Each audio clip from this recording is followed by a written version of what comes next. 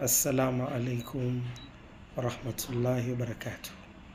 Wajua, mtu yote aliyokuwa makini na kisomo chochote kile kizuri, au ni mwalimu wako makini, mwanafunzi wake ajifunze na elewe, basi akianza kuelezea yale mambo muhimu, waambia kila mtu akae kimya.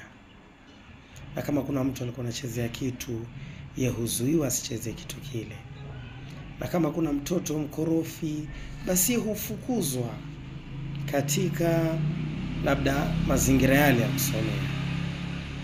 Na vile vile kwa Qur'ani, hiyo ndo siri kubwa inayotumika. Ya unapoanza kusoma Qur'ani, basi kwanza unaambiwa ukwe makini, usikilize, utege masikio. Na vile vile unyamaze. Kama ulikuwa unafanya kitu, acha usikilize ili ujaribu kuelewa. Na kuna mtundu mmoja ambaye ni shetani, ambaye huyu shetani hana haja ya kuelewa Qur'ani.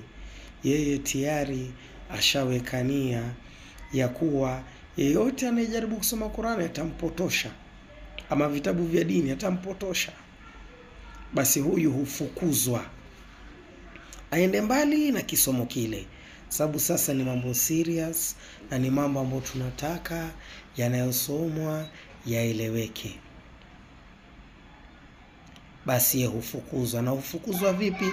Unapofungua ile Qur'ani, kitu cha kwanza anachokisema a'udhu billahi minash shaitani rajim, unajikinga kwa Mwenyezi Mungu dhidi ya sheitani aliyelaaniwa, tena kwa mbali na rahma ya Mwenyezi Mungu. Naam. Na sheitani huyu ambaye amelaaniwa na kwa mbali na rahma za Mwenyezi Mungu, ye mwenyewe alijitoa, alisema ana haja na mambo ya Mungu, ana haja na kupoteza binadamu. Na ndio sababu tunamfukuza katika kisomo kile, ili wale wanaotaka kuwa karibu na Mungu waendelee kuelewa. Sasa wale wanaojaribu kuelewa Qur'ani, ujue kusema maneno haya, I seek refuge in Allah from the accursed shaitan who is far away from the rahma of Allah, ni muhimu sana kuyasema, kama ilivyotajwa katika sura Nahli ama sura ya 16 aya 98.